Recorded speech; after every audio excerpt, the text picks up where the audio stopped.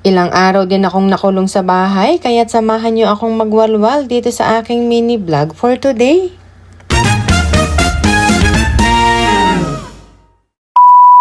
Pagkahatid ko nga sa aking butchongchong ay nagdilig na rin ako ng mga halaman. Eto nga at may na-harvest ulit akong mga mini tomato. Binilisan ko na rin ang gawaing bahay at pagsampay nitong mga labahin para ako makapag-ayos na at makagora na. Matagal-tagal na rin kaming hindi nagkita ng kadate ko today kaya excited na rin ako na makita siya. Fast forward, eto nga at nakapag-ayos na rin at sinimplihan ko nga lang ang aking makeup dahil sobrang init nga sa labas. Baka kako ito ay humulas lang. Sa Nagoya Twin Tower nga lang ang meeting place namin at dahil nga maaga pa ito at napashopping patuloy ng hindi oras. Okay lang yan mami, deserve mo yan. Ako na ang nagbigay ng justice para sa sarili ko.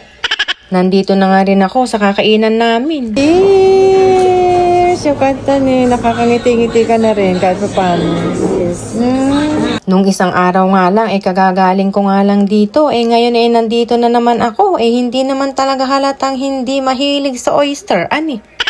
Sa mga ngayon nga lang nakapanood ng aking mini vlog ay ipakilala ko na rin sa inyo ang kadate ko today, ang aking ate Ophel na best friend ko na rin ng ilang dekada dito sa Japan. Katatapos nga lang ng pagluluksa niya sa namayapa niyang nanay nung last month, kaya't ngayon nga lang kami ulit nagkita. Natuwa naman ako nung makita ko siya dahil kahit papano ay nakamove on na rin siya. Ang hirap talagang mawalan ng mahal sa buhay, kaya't habang buhay pa sila ay iparamdam natin sa kanila na mahal natin sila. Sa sobrang dami ko ngang sinabi, napansin nyo rin ba na ganun ding karami ang nakain ko na? Ay sus!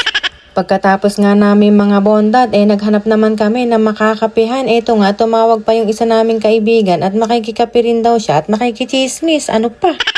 May banana. May banana kami. Totoong banana, te? Ayan ako.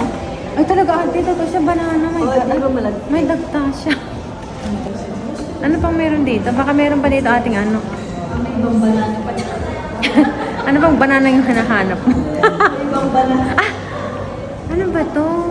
Kakaiba naman itong mga... Dumating na nga rin yung isa pa naming kaibigan. Kumuha nga lang ako ng tea at itong dalawa naman ay nag-coffee. Kumuha na rin kami ng maliit na cakes dahil hindi nga din kami mahilig sa mga sweets. O diba, ang ganda na ng ngiti ng aking ate at eto nga pala ang mami-mamihan ko dito sa Japan. Nauna na rin ako umuwi sa kanila dahil susundo pa ako sa aking butchongchong. Ayun lang naman ang ating mini vlog for today. Thank you ulit for watching. Sayonara!